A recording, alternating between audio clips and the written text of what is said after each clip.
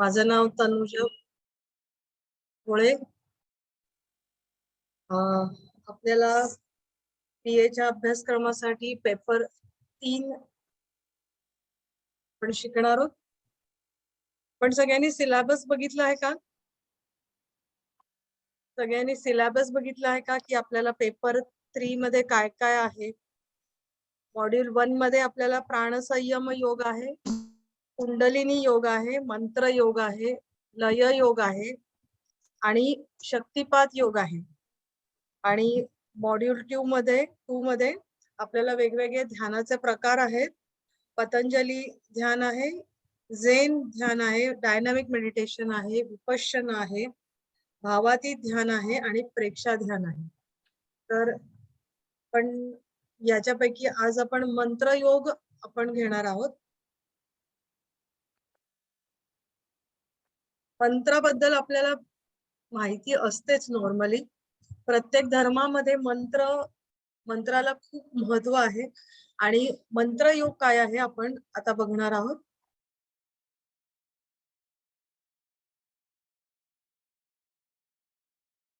आपल्याला विविध प्रकारचे योग माहिती आहेत. भक्ती योग, कर्मयोग, ज्ञान योग, हठ योग, राजयोग, मंत्र योग, लय योग, नाद योग, जप योग, अजून खूप सारे योग असतात.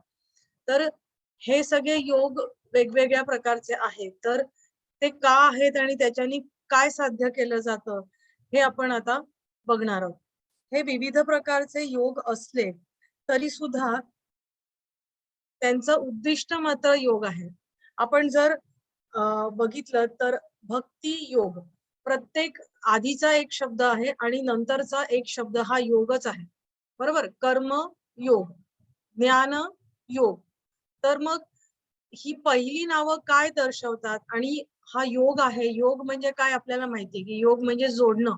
युज धातूपासून तो शब्द तयार झालेला आहे आणि जीवात्मा शिवात्म्याचं मिलन म्हणजे योग असं आपण म्हणतो.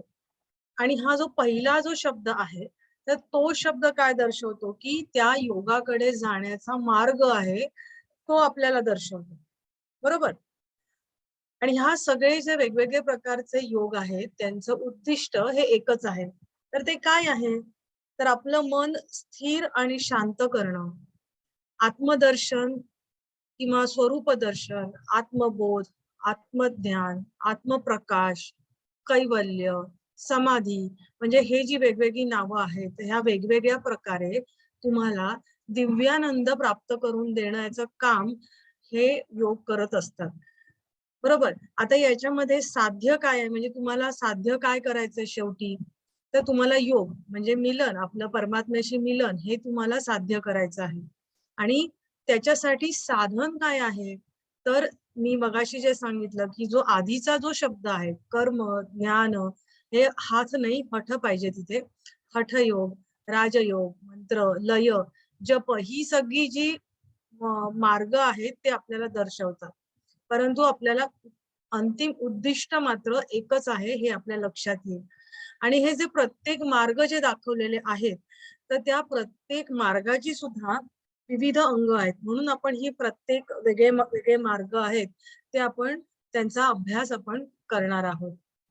आता आपण जर बघितलं मंत्र योग, तर मंत्र योग हा शब्द 2 शब्दांनी बनलेला आहे. पहिला म्हणजे मंत्र आणि दुसरा म्हणजे योग. तर त्याचा अर्थ काय आहे की मंत्र योगात मंत्राच्या द्वारे मन बाहेरच्या विषयातून काढून ते अंतरंग साधनेकडे तुमचं वळवलं जातं. म्हणजे काय? तर मंत्राचा तुम्हाला साधन म्हणून उपयोग केला जातो आणि बाह्य विषय जे आहेत त्याच्यातून आपलं मन हे काढून, म्हणजे थोडक्यामध्ये प्रत्याहार साधण्याचं काम आपल्याला मंत्र इथे करत असतं. आता ह्या मंत्राची व्युत्पत्ती कशी झाली आणि अर्थ काय आहे, तर आपण वेगवेगळ्या ग्रंथांमध्ये त्याच्याबद्दल काय सांगितलेलं आहे आपण हे थोडक्यामध्ये आपण बघणार आहोत. कारण हे ज्ञान इतकं अगाध आहे की ते आपल्याला असं एका लेक्चर मध्ये किंवा असं सांगणं खूप कठीण आहे. पण त्यातल्या त्यात आपण थोडक्यामध्ये इतर काही ग्रंथांमध्ये जे जे काय सांगितलेलं आहे ते मांडण्याचा आपण इथे प्रयत्न करत आहोत. तर मंत्र या शब्दाच्या काही व्याख्या आपण आता बघणार आहोत. तर मननात त्रायते इति मंत्र हा, ही मुख्यतः खूप साऱ्या पुस्तकांमध्ये आपल्याला व्याख्या त्याची दिसून येईल. मनन म्हणजे काय, तर एकच विचार मनामध्ये वारंवार आणणे. आपण म्हणतो की नाही, की आपण एका ग्रंथाचं वाचन केलं की आपण त्याच्यानंतर त्याचं मनन करायचं. त्याच्यामध्ये काय काय वाचलं आहे त्याच्याबद्दल आपण मनामध्ये विचार करतो, त्याच्याबद्दल आढावा घेतो, त्याला मनन म्हटलं जातं. आणि पुढे काय, त्रायते, मननात त्रायते. आता त्रायतेचा अर्थ काय आहे, तर रक्षण करणे असा त्याचा अर्थ होतो. तर ज्याचं मनन केल्यामुळे आपलं रक्षण होतं त्याला मंत्र असं म्हटलं जातं. आणि आपण बघितलं मनापासून, म्हणजे मनापासून शब्द नाहीये, की मनाच्या पासून जो रक्षण करतो, म्हणजे काय, की जो मन नाहीसे करायला मदत करतो तो मंत्र होय. तर मन नाहीसे करायचं म्हणजे काय, की आपण आपल्या अंतरंगामध्ये म्हणजे परमात्म्याशी आपण एकरूप होण्यासाठी आपल्याला काय करायला पाहिजे, मन नाहीसं व्हायला पाहिजे, चित्तवृत्ती निरोध व्हायला पाहिजे. आपण जर पतंजली योगसूत्र आपण पुढे शिकणार आहोत तर त्याच्यामध्ये तसं सांगितलंय. म्हणजे मन विलीन होण्यासाठी तुम्हाला काय पाहिजे, तर तो मंत्राचा उपयोग करून आपल्याला ते साध्य केलं जातं. आणि मग ते कसं होतं, तर ज्यावेळेला आपण जप करत असतो त्यावेळेला, म्हणजे मंत्राचा जप करत असतो, मंत्र म्हणत असतो, त्यावेळेला काय होतं, ते मनन सुद्धा आपलं सुटतं. म्हणजे आपण आधार काय घेतला, आपण मंत्राचा आधार घेतला, बरोबर. पण मंत्र एकाच मंत्रावरती आपण आता समजा ओम हा मंत्र म्हणत असू, तर ओम ओम ओम किंवा कुठल्याही लयीमध्ये जो काही आपल्याला गुरूंनी मंत्र दिला असेल तो एका ठराविक लयीमध्ये आपण म्हणत असतो. आणि ते म्हणताना आपल्याला बाह्य विषयांपासून आपलं मन सुटतं, बरोबर. मग त्याच्यानंतर पुढची स्टेप काय होते, की जे मनन करत असतो ना, तर ते सुटतं, ते सुद्धा सुटतं. तुमचं मनच नाहीसं होतं, तुमचे विचार असतात, ते विचार असतात तर ते सुद्धा थांबतात. आणि त्रिपुटीचा नाश होतो. आता त्रिपुटीचा नाश होतो म्हणजे काय, की आपण जी काही साधक आहे आणि त्याची जी साधना चालू आहे आणि साध्य म्हणजे तो मंत्राचा जो आधार घेतलेला आहे, तर ह्या सगळ्या अवस्था त्याच्या नाहीशा होतात आणि त्याला लय अवस्था प्राप्त होते. त्याचं विलीन होऊन जातं, त्याचं स्वतःचं अस्तित्वच त्याला कळत नाही आणि त्यालाच मंत्रयोग असं म्हटलेलं आहे. म्हणजे लय पावण्याच्या वेगवेगळे आधार घेतले जातात. याच्यामध्ये आपल्याला मंत्राचा आहार म्हणजे भक्ती योगामध्ये पण लय होतो, बरोबर. तर याच्यामध्ये सुद्धा मंत्राचा आधार घेऊन आपल्याला साधकाला ती लय अवस्था प्राप्त होते आणि त्यालाच मंत्रयोग असं म्हटलेलं आहे.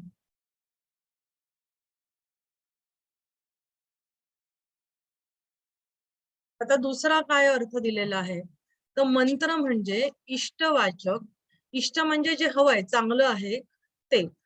इष्ट आपण म्हणतो ना, तर ते इष्टवाचक, इथे वाचक पाहिजे. इष्टवाचक आणि इष्ट निवारक. एक मिनिट.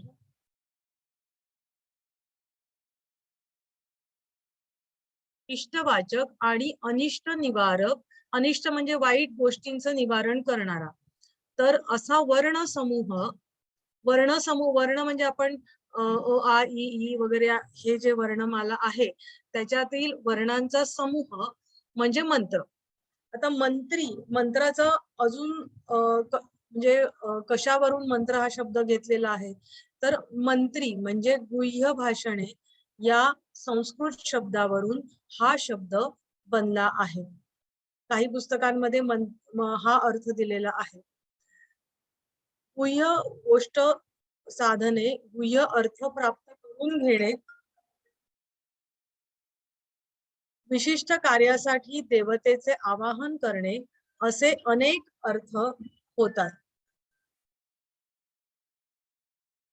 ज्याच्या मननाने सर्व जगताचे अर्थात जीव, ब्रह्मा व ब्रह्मांड यांच्या ऐक्याचे ज्ञान होते, संसार बंधनातून जीवाला मुक्ती मिळते, इहलोकीची धर्म, अर्थ, काम हे साध्य होतात, तो मंत्र होय, असाही त्याचा तात्विक अर्थ आहे. ज्याचं मनन केलं तर ब्रह्मांड, जीव यांचं ऐक्य, म्हणजे एकूण आपण जर बघितलं तर योग साधन म्हणजे काय, तर हे आपल्याला इथे दिसून येतं की हे ऐक्य साधलं जातं. नंतर संसार बंधनातून जीवाला मुक्ती मिळते. बरोबर, आपलं अंतिम उद्दिष्ट काय आहे? कैवल्य किंवा जीवात्मा परमात्म्याचं मिलन. तर ह्या सगळ्या गोष्टी त्याच्यानी साध्य होतात आणि त्याला त्यांनी मंत्र असं म्हटलेलं आहे. निरुक्त मध्ये अशी त्यांनी मंत्राबद्दल म्हटलेलं आहे. मंत्राहा मननात, जो मनन केला जातो, ज्याच्यापासून यज्ञ, देव आणि आत्मा यांचे ज्ञान होते, त्याला मंत्र म्हणावे.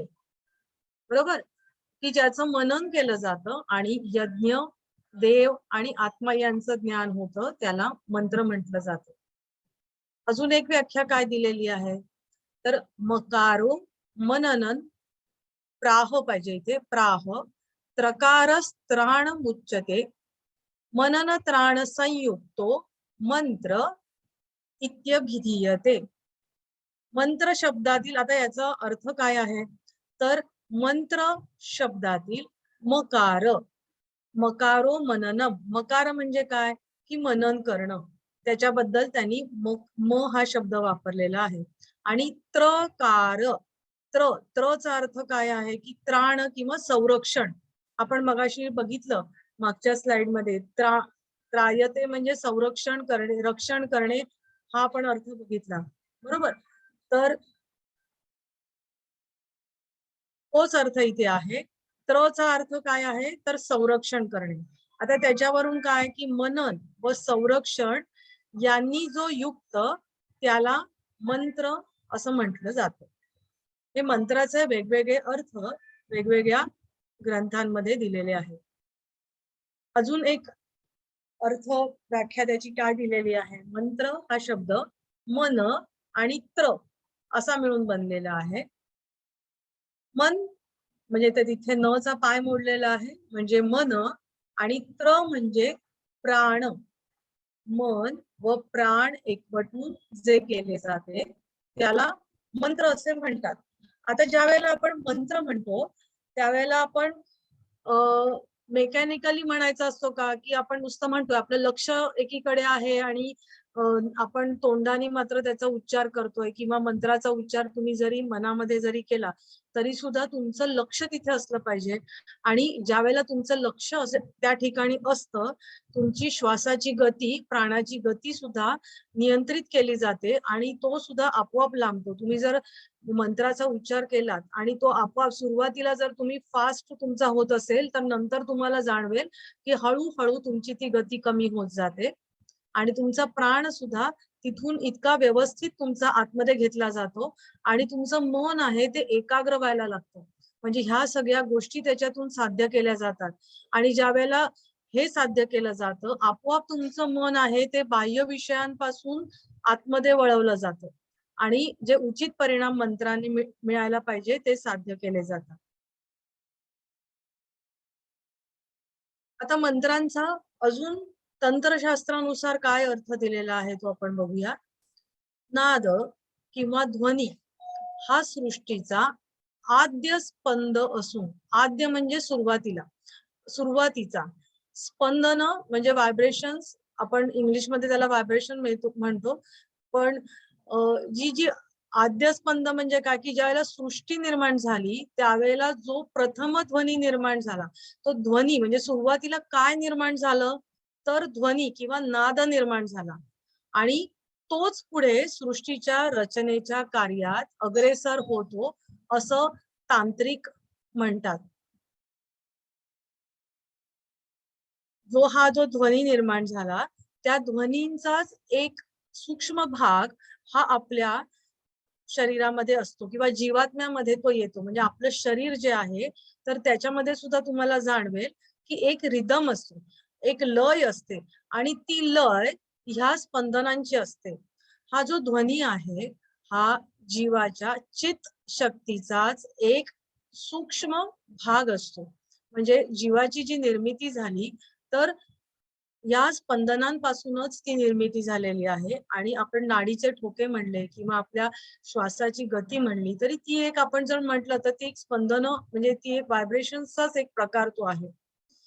त्याप्रमाणे आकाशामध्ये वायूच्या संचारामुळे ध्वनीच्या लाटा उत्पन्न होतात, त्याचप्रमाणे जीवाच्या देहात प्राणवायूच्या संचारामुळे ध्वनीच्या लाटा उत्पन्न होतात.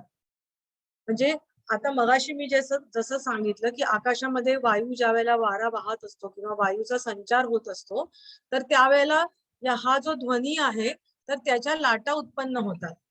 आणि सेम तशाच प्रकारे आपला ज्या वेळेला जीवाचा देह म्हणजे आपला मनुष्य देह आहे, तर प्राणवायूच्या संचारामुळे ध्वनीच्या लाटा म्हणजे आपल्यामध्ये सुद्धा ही स्पंदनं निर्माण होत असतात. ऍक्च्युली ही सगळी जी सृष्टी निर्माण झाली, हा सृष्टीची उत्पत्तीच ह्या स्पंदनापासून निर्माण झाली आहे, असं तंत्रशास्त्र मानतं. या ध्वनीतून वर्णात्मक शब्द उत्पन्न होतो आणि त्यातूनच पुढे मंत्र निर्माण होतो. आपण ओमचा अभ्यास जर केला तर ओम पासूनच आपली सगळी वर्णमाला निर्माण झालेली आहे असं मानलं जातं.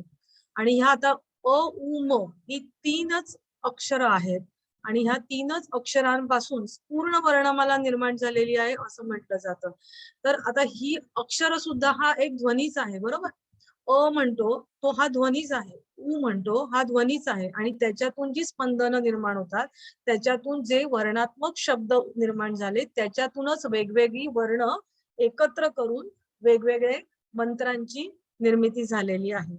आणि हे ज्या वेळेला मंत्र निर्माण झाले तर त्या प्रत्येक मंत्रांच्या ठिकाणी एक शक्ती वास्तव्य करत असते आणि त्या शक्तीचा वापर आपल्याला वेगवेगळ्या मंत्रांच्या साहाय्याने आपण पुढे केलेला असतो, हे आपल्याला दिसून येतं. मंत्रांचे भाग, आता प्रत्येक जो मंत्र असतो तर त्याचे भाग असतात. तर ते कुठले कुठले भाग असतात ते आपण बघूया. एक म्हणजे शिर असतं आणि एक म्हणजे शरीर असतं. तर हे एका श्लोकामध्ये त्याचं वर्णन केलेलं आहे. मंत्रणाम पल्लवो वासो, मंत्रणाम प्रणवः शिरः, शिरः पल्लव संयुक्तो कामधुक भवेत. आता हे सगळे श्लोक ऐकून घाबरून जाऊ नका. याच्यातले हे सगळे श्लोक तुम्हाला अजिबात अभ्यास करायचे नाहीयेत. फक्त मननात त्रायते इति मंत्र, हा म्हणजे मंत्राचे काही जे व्याख्या आहेत त्याच्यातले ठराविकच श्लोक तुम्ही केले तरी तुमच्यासाठी खूप आहे. परंतु या संदर्भासाठी हे पुस्तकातील काही श्लोक मी इथे दिलेले आहेत. मंत्रातील अक्षर किंवा शब्द हे त्या मंत्राचे शरीर असतं आणि सुरुवातीचा जो ओम आहे तो त्याचं शिर असतं. म्हणजे दोन भाग आपण बघितले, एक म्हणजे शरीर आणि एक म्हणजे शिर. कुठलाही जर मंत्र आपण बघितला तर त्याची सुरुवात ही ओमनी होते. ओमचं ज्या वेळेला आपण महती बघतो त्याच्यामध्ये काय सांगितलेलं आहे की कुठल्याही मंत्राच्या सुरुवातीला जर तुम्ही ओम लावला तर त्याची शक्ती ही कैक पटीने वाढते. इतकं महत्व ह्या ओम मध्ये आहे. मंत्रात शिर व शरीर दोन्ही असतील तर त्या मंत्राने मनोकामना पूर्ण होतात. आता कुठलीही गोष्ट जर असेल तर ती त्याच्यामध्ये असणाऱ्या गोष्टी योग्य प्रमाणात असतील तरच आपल्याला योग्य तो इफेक्ट मिळत असतो. तशाच प्रकारे मंत्रामध्ये सुद्धा हे शिर आणि शरीर म्हणजे ओम आणि त्याच्या शब्दांची ठराविक रचना किंवा वर्णांची रचना ही व्यवस्थित असेल तर त्या मनोकामनेसाठी तो मंत्र आहे. तर तोच मंत्र व्यवस्थित रीतीने जर तुम्ही म्हटला तर तुमची मनोकामना पूर्ण होते. आता प्रत्येक मंत्रामध्ये कुठले कुठले बहुधा भाग असतात तर ते आपण थोडक्यात बघूया. एक म्हणजे देवतेचं नाव असतं. आता देवतेचं नाव आपण जर कुठलाही आपण मंत्र घेतला तर एखाद्या देवतेचं नाव असतं आणि ज्या देवतेची आपल्याला उपासना म्हणजे गणपतीची जर उपासना करायची असेल तर गणपतीचं नाव असतं. आपल्याला लक्ष्मी देवीची उपासना करायची असेल तर लक्ष्मीचं नाव असतं. म्हणजे असं प्रत्येक देवतेचं नाव त्याच्यामध्ये असतं. आणि किंवा दुसरं कुठलं असतं तर मागणं. म्हणजे आपल्याला एखाद्या देवतेकडून एखादी गोष्ट हवी असेल, एखादं मागणं मागायचं असेल, तर ते मागणं त्याच्यामध्ये असतं. नावाच्या आता या देवतेचं नाव जे जे असतं तर नॉर्मली देवतेचं नाव नुसतं नसतं. त्याच्या आधी ओम किंवा श्री गणेशाय नमः, श्री किंवा ओम, ओम भगवते वासुदेवाय, ओम ओम असतो किंवा श्री असतो. दुसरं आपण मागणं बघितलं तर देवतेकडून जे काय मागायचं आहे त्या मंत्रामध्ये ते त्याचा उल्लेख केलेला असतो. तर अजून काय असतं तर पल्लव हा भाग असतो. पल्लव म्हणजे वंदन किंवा मंत्रातला जो शेवटचा भाग असतो त्याला सुद्धा पल्लव म्हटलं जातं किंवा मंत्रातील जे काही शब्द असतात त्यांना सुद्धा पल्लव म्हटलं जातं. चौथा भाग काय असतो तर कीलक. त्याचा अर्थ पाचर किंवा मेख असा आहे. तर आता हे कीलक काय आहे हे आपण थोडक्यात बघूया. आता मंत्राचा कीलक गुरु सांगतात. आता कीलक म्हणजे पुढे आपण बघणार आहोत. आणि ह्या कीलकामुळे काय होतं तर मंत्राची शक्ती प्रकट होते. म्हणजे प्रत्येक मंत्र हा आपण कशासाठी म्हणतो की त्या मंत्रामधनं ती शक्ती आपण मगाशी बघितलं की प्रत्येक मंत्राच्या ठिकाणी शक्ती असते. तर तो मंत्र ठराविक पद्धतीने तुम्ही म्हटला आणि गुरुमुखातून आलेला मंत्रच तुम्ही जर उच्चारला तर तुम्हाला त्या मंत्राची शक्ती प्रकट होते आणि त्याचे फायदे तुम्हाला मिळतात. आता कीलक म्हणजे काय तर मंत्राचं विवरण किंवा सान्निध्य किंवा मंत्रोच्चाराच्या गती पद्धती म्हणजे तो किती स्लो म्हणायचा, कोणत्या लयीमध्ये किंवा मंत्र पुरस्कृत करण्याची रीत किंवा ज्याला आलाप म्हटलं जातं, कोणत्या लयीमध्ये आलापामध्ये म्हणायचं, कसं म्हणायचं, ही जी पद्धत जी काही असते ना त्याला त्यांनी कीलक असं म्हटलं गेलेलं आहे. आता दुसऱ्या एका ग्रंथामध्ये तंत्रामध्ये म्हणजे कीलकाचा उल्लेख अजून एका प्रकारे केला जातो. तर कुंडलिनी जागृत आता हे आपल्यासाठी योगाच्या दृष्टीने विचार केला तर आपल्याला हे कळेल की कुंडलिनी जागृत करण्यासाठी समान वायूची हालचाल करणे आवश्यक असते. मला कोणी सांगेल का की पंचप्राण कोणते असतात, 5 प्राण कोणते असतात? कोणी सांगेल का मला? 5 प्राण कोणते असतात? उदान, प्राण, समान, व्यान और आणि अपान. अपान. बरोबर. तर त्याच्यामध्ये समान वायू कुठे असतो? समान वायू कुठे असतो? काय त्याचं कशासाठी उपयोगाला येतो आपल्याला तो? काय कार्य करतो आपल्या शरीरामध्ये? समान शरीराचं वायू शरीराचं पोषण करण्यासाठी. समान वायू आपल्याला पचन करण्याचं काम करतो. तो आपल्या पोटामध्ये उदराच्या भागामध्ये तो असतो. आता आपल्याला कुंडलिनी जागृती होते तर त्याच्यामध्ये पंचप्राणांचे कसं उपयोग होतो सांगू शकेल का? सांगू शकाल का तुम्ही? म्हणजे कशा प्रकारे कुंडलिनीचं जागरण होतं, त्याच्यात वायूंचा सहभाग कसा होतो? आपण मुद्राबंध लावतो. मुद्राबंध लावणं हठयोगामध्ये त्याचा उल्लेख आहे, बरोबर? तर कुंडलिनी जागृती हठयोगाने आपल्याला साध्य करता येते. तर ती कशी साध्य करता येते?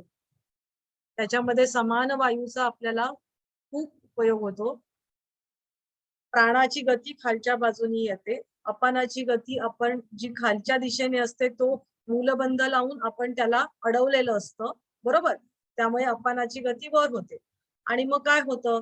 समान वायू आपला जो पोटाच्या ठिकाणी असतो, ती फायर, ती अग्नी तो वाढतो आणि मग नंतर ते वाढलेला अग्नी निद्रिस्त कुंडलिनीला तो जागृत करतो आणि उदानाद्वारे तो सुषुम्नेमधून ती कुंडलिनीचं जागरण होत असतं, बरोबर?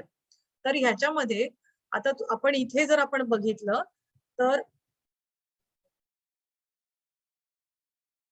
आपण आता इथे बघितलं तर कुंडलिनी जागृत करण्यासाठी समान वायूचे हालचाल करणे आवश्यक असते. आता हा इथला समान वायू तुम्हाला कुठला कळला असेल कोणता तो त्या पंचप्राणांपैकी हा समान वायू आहे आणि त्याच्यासाठी नाडी बंद करतात म्हणजे आपण त्याच्यासाठी बंध त्रिबंध लावतो.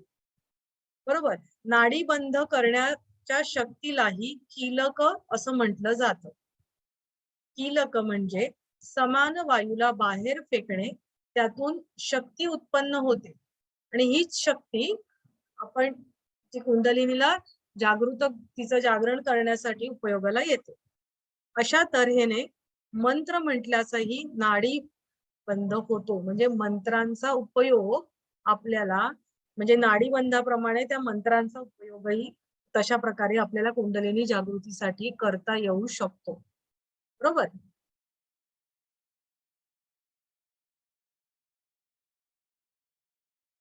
तर तंत्रशास्त्रानुसार प्रत्येक मंत्रात प्रणव, बीज व देवता अशी 3 तत्व असतात. प्रणव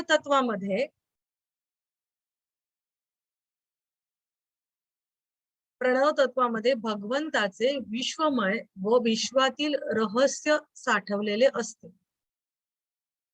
म्हणजे आपण जर कुठलाही मंत्र म्हणला तर त्याच्यामध्ये काय असतं, एक म्हणजे ओमकार. आपण म्हटलं ना ओम असतो, ओम किंवा श्री असतो, पण नॉर्मली ओम असतो.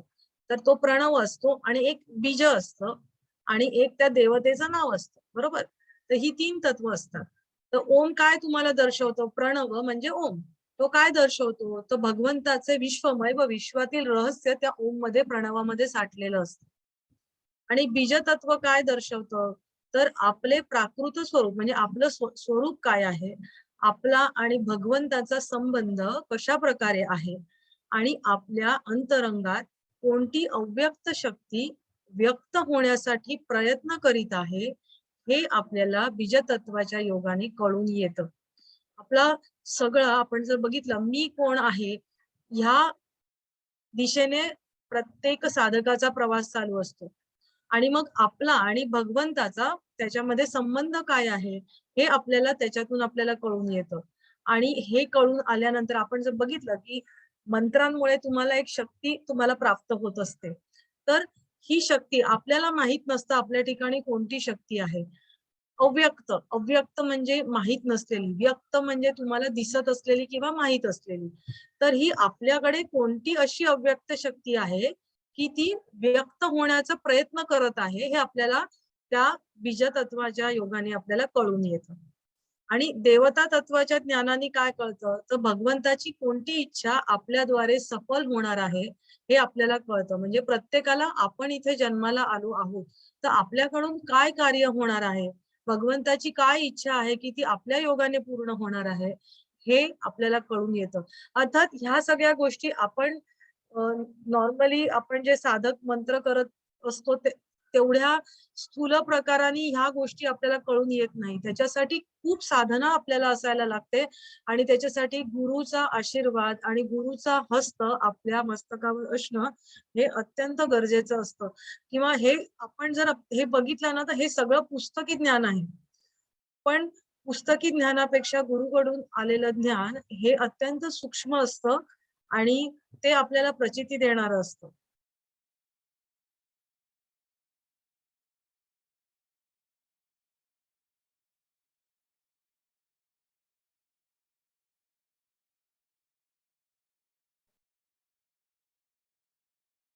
आता पुढच्या स्लाइड्स नाहीयेत. मी पुढच्या आपण तोंडी घेणार आहोत.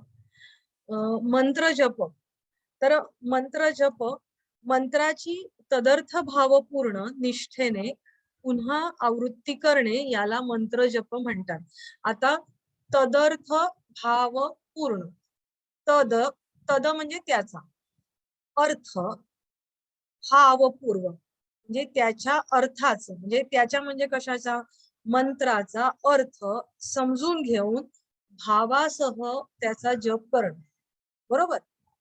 मंत्राचा जप कसा करायचा म्हणजे नुसतंच आपण कोणीतरी मंत्र दिलाय आणि आपण म्हणतो असं व्हायला नको.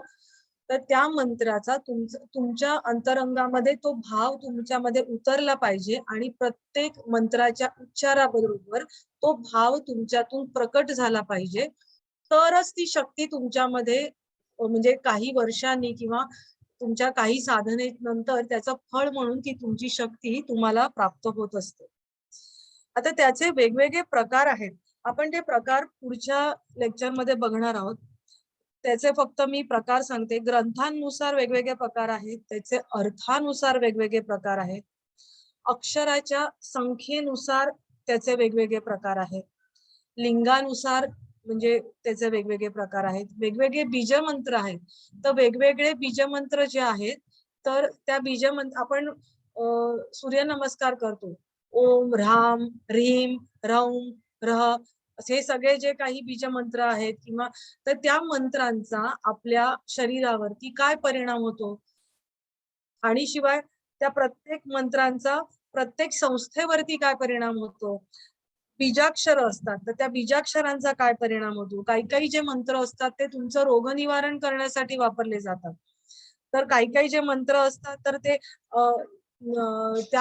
ते मंत्र स्वयंसिद्ध असतात, की त्यांना सिद्ध करण्याची गरज नसते. आणि ते म्हणजे ओंकार आहे, गायत्री मंत्र आहे, महामृत्युंजय जप आहे, नवार्णव मंत्र आहे, सोहम आहे. तर हे सगळे वेगवेगळ्या देवतांचे गायत्री मंत्र आहेत. काही मंत्र वैदिक असतात, काही म्हणजे संत मुनींचे नावं असलेली त्यांचे मंत्र असतात, तर काही मंत्र हे सांप्रदायिक असतात. आता ते त्यांची उदाहरणं आपण नेक्स्ट लेक्चरला मी तुम्हाला स्लाइड करून त्याच्यातून दाखवेन.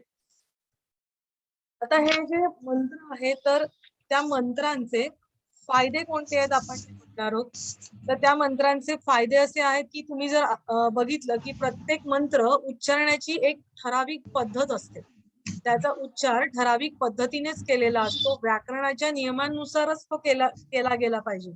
त्याचा उच्चार ठराविक पद्धतीने आला तरच ते ध्वनी निर्माण होतात त्याच्यातून, आणि त्या ध्वनींचा परिणाम तुमच्या शरीरातल्या ग्रंथींवरती आणि पर्यायाने तुमच्या मनावरती होत असतो. तर हे शब्दोच्चार तुम्ही व्याकरणाच्या नियमांनुसार आणि मोठ्याने किंवा मनात जे काही तुम्हाला सांगितलेलं असेल तसे जर तुम्ही केले तर तुमची वाणी शुद्धी होते. आपण ओंकाराचं मी ओंकाराचं उदाहरण जास्त घेते कारण का नॉर्मली ते सगळ्यांना माहित असतं. ज्यांची म्हणजे बोलताना जे कोणी अडखळत असतील मुलं, तर त्यांना लहानपणापासूनच त्यांना जर तुम्ही ओम शिकवला तर त्यांची वाणी शुद्ध होते. तोतरेपणा असतो ना, तर तो त्यांचा बऱ्याच अंशी म्हणजे अगदी जात नाही पण बऱ्याच अंशी तो कमी होऊ शकतो. आपण जे दुसरी गोष्ट काय असते की आपण एरवी जे बोलत असतो त्याच्यामध्ये त्याच्यामुळे आपल्या चित्तामध्ये अशुद्धी निर्माण होतात, कारण ते भाव तुमच्या मनामध्ये येत असतात. आपण षड्रिपू म्हणतो किंवा इतरही काही गोष्टी, प्रेमाचेही भाव म्हटले तरी सुद्धा ते भाव येत असतात, आणि सगळे चांगले वाईट सगळे भाव तुमच्या मनामध्ये चित्तामध्ये येत असतात, आणि त्यामुळे आपले चित्त हे अशुद्ध होत असतं किंवा त्याच्यामध्ये तरंग निर्माण होत असतात, आपण असं म्हणूया, वृत्ती निर्माण होत असतात. तर मंत्राचा उच्चार तुम्ही जर केला, मंत्रांच्या उच्चारणाने तुमची हे चित्त आहे ते शुद्ध होतं. म्हणजे चित्त शुद्धीसाठी मंत्राचा उपयोग केला जातो. आपण शब्द बघितला, मंत्र योग, योगाने आपल्याला काय साध्य करायचं हे आपल्याला माहित आहे, आणि त्याच्यासाठी आधार आपण मंत्र घेतलेला आहे. म्हणजे आता इथे आपल्याला कळेल की मंत्राने चित्तशुद्धीसाठी त्याचा उपयोग आपल्याला केला जातो. आता आपण वेगवेगळ्या देवतांसाठी मंत्र, देवतांना प्रसन्न करण्यासाठी आपण मंत्रांचा उपयोग केला जातो. म्हणजे तो फायदा आपल्याला होतो की ठराविक देवता प्रसन्न झाली की तिच्याकडून आपलं जे मागणं आहे ते आपण मागणं त्याच्याकडून पूर्ण करून घेऊ शकतो. महत्वाचा भाग मंत्रांमुळे आपली आध्यात्मिक उन्नती आपली होत असते, आपलं रक्षण आपलं होत असतं. आपल्याला माहित असेल की वेगवेगळ्या प्रकारची कवच असतात, म्हणजे लक्ष्मी कवच, शिव कवच, विष्णू कवच असतं. नॉर्मली आपण सगळेजण रामरक्षा म्हणत असतो, बरोबर. रामरक्षा आणि मारुती स्तोत्र की त्याच्यामुळे आपल्या भोवती कवच निर्माण होतं आणि आपलं रक्षण होत असतं. तर आता हे रक्षण कशापासून होतं, किंवा भूत म्हणजे असं सांगितलं जातं की भूत किंवा करणी केली जाते किंवा पिशाच, अशा ज्या काही सूक्ष्म शक्ती आहेत की ज्या आपल्या शरीर आणि मनावरती परिणाम घडवून आणतात, तर त्याच्यापासून रक्षण करण्यासाठी या मंत्रांचा उपयोग होत असतो. रोगापासून मुक्ती, विशिष्ट कामना म्हणजे आपली जी विशिष्ट इच्छा असेल तर ती सिद्ध व्हायची असेल तरी सुद्धा ही वेगवेगळी कवच जी मंत्राच्या रूपामध्ये म्हटली जातात त्याच्यामुळे त्याचा फायदा होतो. मंत्रांमुळे आपल्याला शत्रूचा नाश आपल्याला करता येतो. ठराविक जे काही मंत्र आहेत तर त्यांचा शत्रूचा नाश करण्यासाठी उपयोग केला जातो. सिद्धी प्राप्तीसाठी मंत्रामुळे आकाश तत्वासह निरनिराळ्या तत्वांवरती ताबा मिळवता येतो. त्यामुळे निरनिराळ्या सिद्धी प्राप्त होतात. योगामध्ये आपण जर पतंजली योगसूत्राचा अभ्यास केला तर आपल्याला 3ऱ्या पादामध्ये सांगितलेलं आहे की योगाचा तुम्ही अभ्यास करत जाता पुढे त्यावेळेला वेगवेगळ्या सिद्धी प्राप्त होतात आणि त्याच्यामध्ये तुम्हाला अणिमा महिमा गरिमा यासारख्या वेगवेगळ्या सिद्धी प्राप्त होतात. किंवा आपण मारुती स्तोत्र म्हणतो त्याला म्हणतो अष्टही सिद्धी, त्याला सगळ्या सिद्धी प्राप्त आहेत मारुतीला, बरोबर. तर त्याच्यामध्ये आकाश तत्वाच्या सिद्धी आहेत तर त्या तत्वांवरती आपल्याला ताबा मिळवता येतो असं सांगितलेलं आहे. पापक्षालन म्हणजे मंत्रांमुळे काय होऊ शकतं त्याचा, तर मंत्रांमुळे तुमचं पापांचं क्षालन होऊ शकतं. वाक्शुद्धी आपण मगाशी बघितलं की उच्चारामध्ये तुमची बोलण्यामध्ये तुम्हाला चांगलं बोलता येऊ शकतं, वाक्शुद्धी होऊ शकते. प्रत्येक मंत्र वापरण्याची विशिष्ट अशी पद्धती असते आणि त्याच्यानुसारच आपण त्याचा उच्चार केला पाहिजे.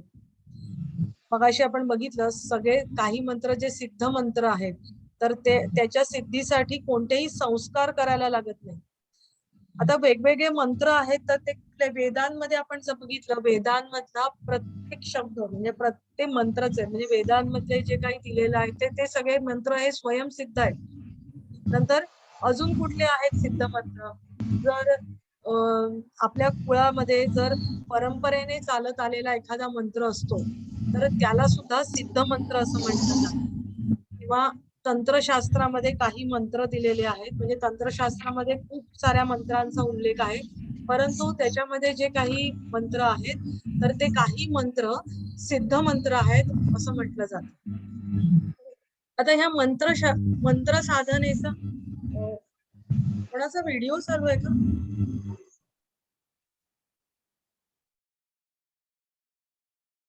ऑडिओ चालू आहे का कोणाचा? हा, सुवर्ण आर्या जरा थँक्यू, धन्यवाद. मंत्र साधनेचा उद्देश काय आहे तर मंत्रातील गूढ शक्ती प्रकाशात आणणे, बरोबर. हा मंत्र साधनेचा मुख्य उद्देश आहे. कोणत्या मंत्राने कोणते फल प्राप्त होते ते ऋषी मुनी किंवा सिद्ध पुरुषांनी आपल्याला सांगितलेलं आहे. मंत्रामुळे साधकाच्या अंतरंगातील शक्ती जागृत होऊन त्याला मोठे सामर्थ्य प्राप्त होते. आतापर्यंत आपण हे बघितलेलं आहे की शक्तीची जागृती या मंत्रांनी आपल्याला होत असते. मंत्रातल्या स्थूल शब्दसमूहापेक्षा त्यातील चैतन्य श्रेष्ठ असते. म्हणजे मंत्र म्हणताना त्याच्या वर्णांचा आधार घेतलेला असतो पण त्याच्यातून तुम्हाला सूक्ष्म शक्ती प्राप्त होत असते किंवा चैतन्य प्राप्त होत असतं आणि त्यालाच जास्त महत्व आहे. विधानपूर्वक व अचूक मंत्र पुरस्चरण केल्यास त्यातील प्रभावी शक्तीचा प्रत्यय येतो. विधानपूर्वक म्हणजे जसं तुम्हाला सांगितलेलं आहे ज्या लयीमध्ये म्हणायला पाहिजे किंवा एखाद्या ठिकाणी तुम्ही बसून मंत्राचा उच्चारण केलं पाहिजे, ठराविक ठिकाणी ठराविक वेळेला त्याचा मंत्रांचं उच्चारण, कुठेही कसाही मंत्राचा उच्चार तुम्ही करायचा नसतो. आंघोळ करून किंवा पवित्रता तुम्ही पाळून कोणत्या प्रहराला, प्रत्येक मंत्राचा प्रहर सुद्धा असतो, कोणत्या वेळेला तुम्ही म्हटला पाहिजे त्याची पद्धत असते. तर त्यानुसार तशा प्रकारे आणि अचूक मंत्राचं पुरस्चरण केल्यास त्यातील प्रभावी शक्तीचा प्रत्यय तुम्हाला येतो. सामान्य लोभ निवृत्तीपासून म्हणजे त्याचा आता तुम्हाला फायदे काय होतात तर अगदी स्थूल प्रमाणामध्ये आपण बघितलं तर आपल्याला लोभ निवृत्तीपासून तर महान आत्मज्ञानासारख्या महत् फलापर्यंत कोणतीही गोष्ट मंत्राने साध्य होते. आपण बघितलं म्हणजे आधी आपण जवळचे फायदे बघतो, बरोबर. तर ते जवळचे फायदे तर ते म्हणतात प्राप्त होतातच, पण आत्मज्ञान जे अंतिम ज्ञान आहे तर ते सुद्धा तुम्हाला मंत्रांच्या साहाय्याने प्राप्त होऊ शकतं. शब्दब्रह्मापासून मंत्रशास्त्र उत्पन्न झालं आहे आणि मंत्राचं सामर्थ्य हे त्याच्या उच्चारामध्ये असतं.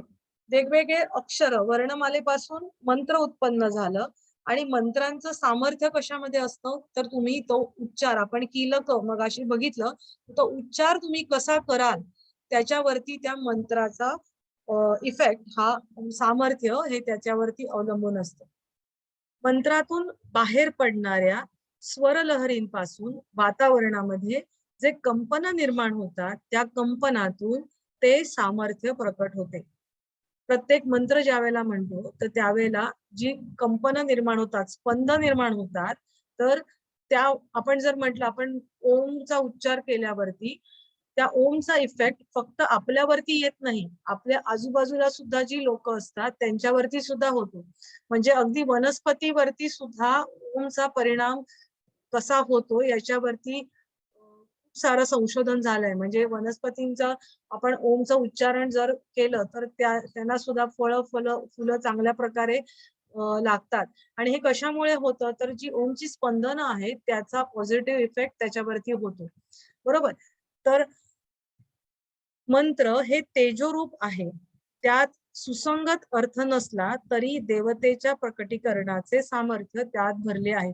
आता सुसंगत अर्थ नसला असं का म्हटलेलं आहे, तर काही शब्द ह्रीम क्लीम हे काही त्याला अर्थ काहीच नाहीये, पण ते उच्चारल्याने त्याचा त्या ध्वनींची जी कंपनं निर्माण होतात त्याचा परिणाम तुमच्या मनावरती, तुमच्या शरीरावरती होत असतो. म्हणजे त्या शब्दाचा म्हणजे त्या शब्दाला अर्थ नाहीये, पण त्यातून निर्माण होणाऱ्या जे काही कंपनं आहेत त्याच्यामध्ये त्याचं देवतेचं सामर्थ्य भरलेलं आहे. आणि ठराविक देवतेला ठराविकच शब्द वापरले जातात. मंत्राचे सामर्थ्य म्हणजे मनाचं सामर्थ्य, आणि मनाचं सामर्थ्य म्हणजेच मनात चालणाऱ्या विचारांचं सामर्थ्य. म्हणजे आता इथे आपण बघूया की मंत्राचा इफेक्ट कसा होतो, तर तुमच्या विचारांमध्ये बदल होतो. मनामध्ये बदल होतो म्हणजे काय, तर तुमचे विचार बदलायला लागतात. शब्दा वाचून जे विचार असतात ते सूक्ष्म विचार होत. म्हणजे शब्द आपण काही विचार आपण बोलून दाखवतो, बरोबर, पण काही विचार आपण बोलून नाही दाखवत, ते सूक्ष्म स्तरावरती असतात. तर विचार शब्दांच्या अधीन आले म्हणजे ते स्थूल होतात. जे बोलून दाखवतो आपण ते स्थूल विचार झाले. आणि ह्या स्थूलामध्ये सूक्ष्मापेक्षा शक्ती कमी असते. म्हणजे काय की जे सूक्ष्म मनामध्ये आपण विचार चालत असतात, खूप सारे विचार करणारी लोक सुद्धा थकतात. ते जास्त थकतात आपण म्हणतो, कारण का बुद्धीचं काम असतं आणि त्याच्यात मनाचं काम जास्त असतं. बरोबर. तर शब्द स्वरूप मंत्रांच्या उच्चारापेक्षाही अर्थ स्वरूप अथवा विचार स्वरूप मंत्रात सामर्थ्य नेहमीच अधिक असते. तर हे आपल्याला कळून येईल. म्हणजे सूक्ष्म स्तरावरती जे विचार केलं जातं त्याच्यावरती मंत्राचं सामर्थ्य आपल्याला नक्की त्याच्यामध्ये दिसून येतं. विचाराचं प्रचंड सामर्थ्य लक्षात आणूनच भारतीय तत्ववेत्यांनी वाईट शब्दापेक्षा वाईट विचार अधिक धोकादायक आहेत असा सिद्धांत 5 सहस्त्र वर्षापूर्वी मांडला आहे. म्हणजे आपण शब्दांनी बोलतो त्याच्यापेक्षा विचारांनी आपण दुसऱ्याला जर वाईट आपण चिंतत असू तर ते किती हानिकारक आहे हे याच्यावरून लक्षात येईल. म्हणजे शब्दांनी तर आपण कोणाला दुःख आपण म्हणतो ना,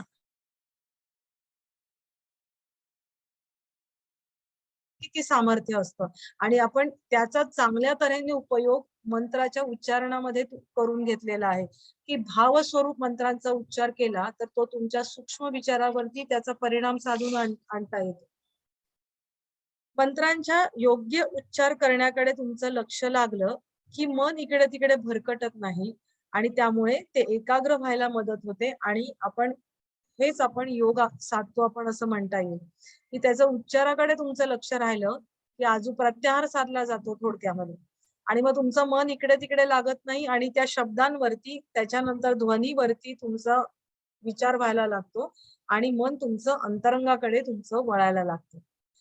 आता असा हा मंत्र जो आहे तो गुरुमुखातूनच घ्यायला पाहिजे असं म्हटलं जातं, किंवा आणि तो मात्रा विज्ञानानुसार जपावा लागतो. मात्रा विज्ञान म्हणजे काय की त्या पद्धतीने बोलायला पाहिजे. म्हणजे त्याची काय म्हणूया की 2 शब्दांमधलं अंतर, 2 अक्षरांमधलं अंतर, त्याच्यातला जो व्हॉल्यूम आहे कमी जास्त करणं, ह्या सगळ्या ज्या गोष्टी आहेत तर ह्या सगळ्या गोष्टी लक्षात घेऊनच त्याचा जप केला पाहिजे. म्हणजे कसाही त्याचा उच्चार केलेला चालणार नाहीये. आणि त्याच्या उच्चारणामध्ये जर चूक झाली तर त्याचे दुष्परिणाम घडून येतात. म्हणजे काही मंत्र तर इतके नाजूक असतात की ते मंत्राच्या उच्चारणात तुमची चूक झाली तर त्याचे दुष्परिणाम मात्र तुम्हाला नक्की दिसून येतात. स्वर आणि वर्ण यांनी हीन, आता एक श्लोक आहे, मंत्रोहीन, आता तो मी श्लोक म्हणत नाही, मी तुम्हाला नंतर तो देईन तुम्हाला.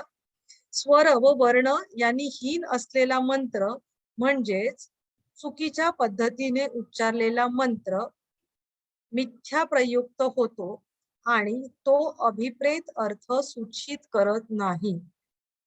तो वाग्व्रज बनून यजमानाचाच घात करतो.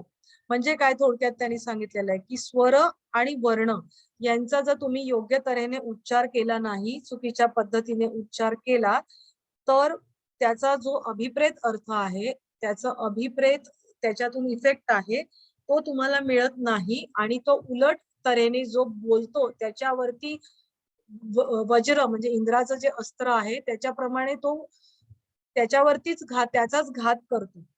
आणि त्याच्यासाठी त्यांनी उदाहरण एक त्याच्यासाठी त्यांनी दिलेलं आहे की इंद्रशत्रू, म्हणजे त्याच्यातलं व्याकरणातलं त्यांनी उदाहरण दिलेलं आहे की इंद्रशत्रू, इंद्राचा शत्रू, त्याचा अर्थ त्यांनी असं सांगितलंय की इंद्राचा शत्रू म्हणजे काय, इंद्राला मारणारा असा त्याचा अर्थ होतो. त्याच्यात त्यांनी तत्पुरुष समास म्हटलेला आहे.